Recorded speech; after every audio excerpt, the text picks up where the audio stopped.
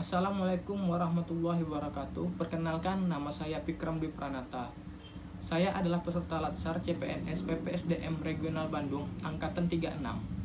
Baiklah, di sini saya akan menjelaskan tugas individu mengenai analisis isu-isu efektivitas kinerja individu berdasarkan tupoksi, di mana tupoksi saya di sini adalah sebagai penyuluh pertanian di pemerintahan Kabupaten Indragiri Hilir, tepatnya di Dinas Perkebunan.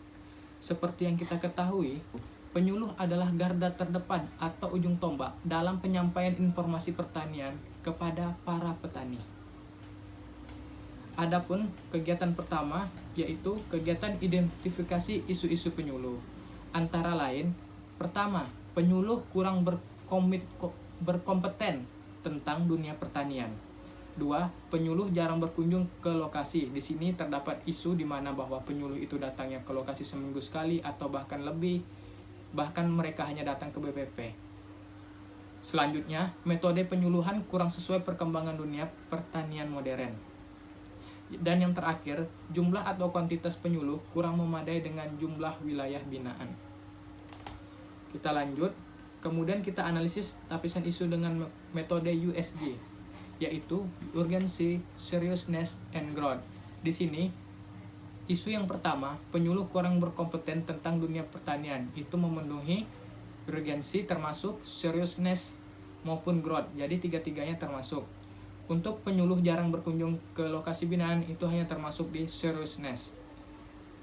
Selanjutnya, untuk metode penyuluhan kurang sesuai perkembangan dunia pertanian modern, itu masuk di seriousness. Dan yang terakhir, kuantitas penyuluh kurang memadai dengan jumlah wilayah binaan, itu hanya masuk di seriousness and growth. Kalau di Inhil memang jumlah wilayah binaan itu dengan jumlah penyuluh itu sangat timpang karena jumlah penyuluh sangat sedikit. Dari kesimpulan di atas, maka saya ambil yang memenuhi isu adalah penyuluh kurang berkompeten tentang dunia pertanian.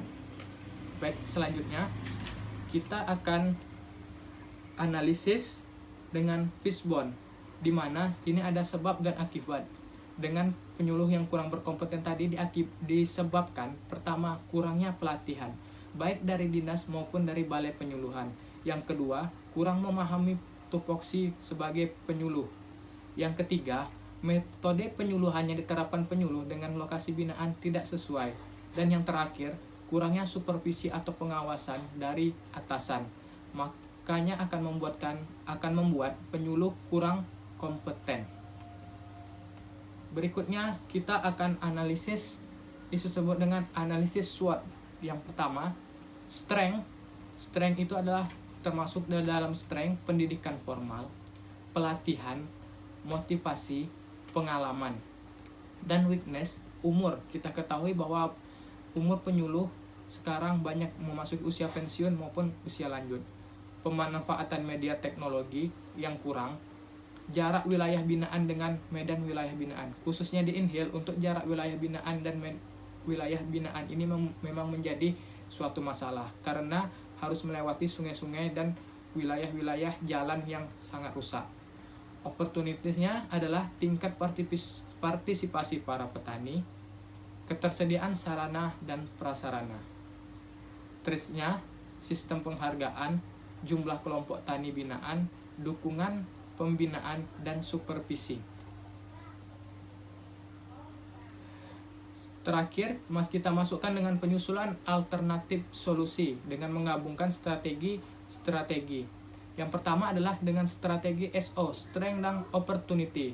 Yang pertama, memberikan informasi teknologi, peningkatan kompetensi fungsional penyuluh, peningkatan jenjang karir dan kesejahteraan bagi penyuluh. Yang kedua, strategi strength dan threat. Yang pertama, memberikan reward dan punishment. Kedua, peningkatan intensitas kunjungan ke Poktan. Ketiga, peningkatan pembinaan dan supervisi. Yang ketiga adalah strategi WO atau weakness dan opportunity. Pertama adalah pengkaderan penyuluh. Kita tahu bahwa kita kekurangan penyuluh, jadi harus banyak merekrut penyuluh. Penempatan wilayah binaan yang dekat dari penyuluh ini bertujuan untuk supaya penyuluh itu rajin ke tempat wilayah binaan. Baru pemanfaatan media penyuluh dalam kegiatan penyuluhan. Untuk strategi yang terakhir adalah strategi weakness and threat. Yang pertama, memberikan penghargaan penyuluh senior yang akan pensiun. Kedua, melibatkan petani dalam pemanfaatan media. Jadi kita ajak petani untuk memanfaatkan media, bukan hanya kita sebagai seorang penyuluh saja.